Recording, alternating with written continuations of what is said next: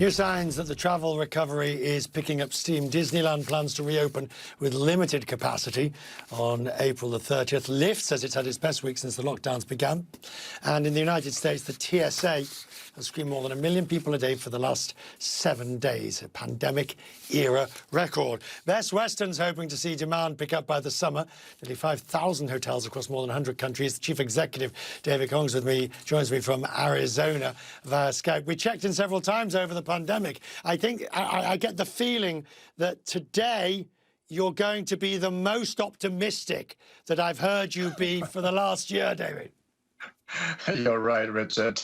I'm indeed very happy about all the vaccines being rolled out, although it's a little slow, but nevertheless, the light at the end of the tunnel is close, and very excited about that.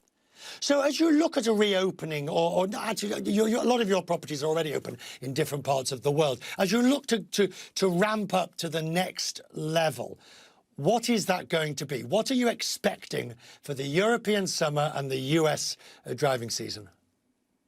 Well, first of all, in the US, because of our strong domestic economy, we're going to recover first. And the vaccine rollout and President Biden's plan and testing and contact tracing and commitment to the American people about the vaccine rollout, all that bodes really well for our country. We're going to recover first, well ahead of anybody else.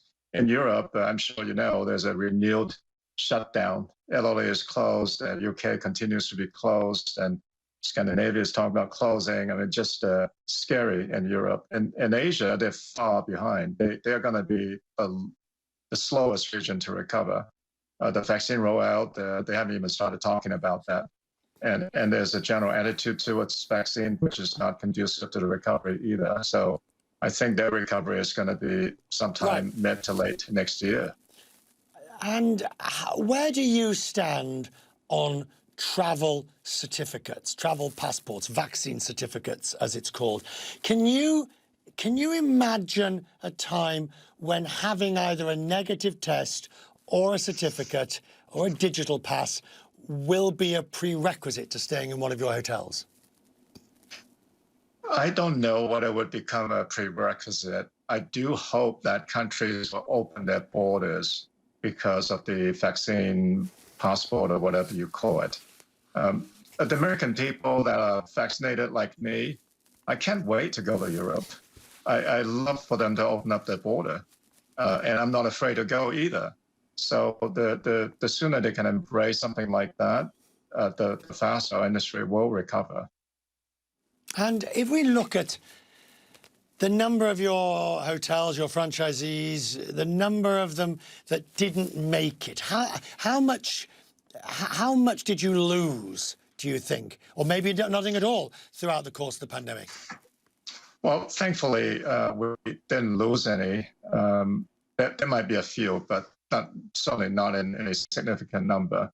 We as a company provided tremendous financial relief to our hotels, and we were every step of the way with them in terms of supporting them and helping them weather the storm. So now that the end is close, I'm happy to say we've weathered it very, very well by being together. So we lost very few, but what's disturbing, I know for sure the government assistance have helped. The 2 rounds of PPP, the employee retention credit, the access to capital via the 2 loan programs, Main Street Lending and the economic injury disaster loan, all those things have helped.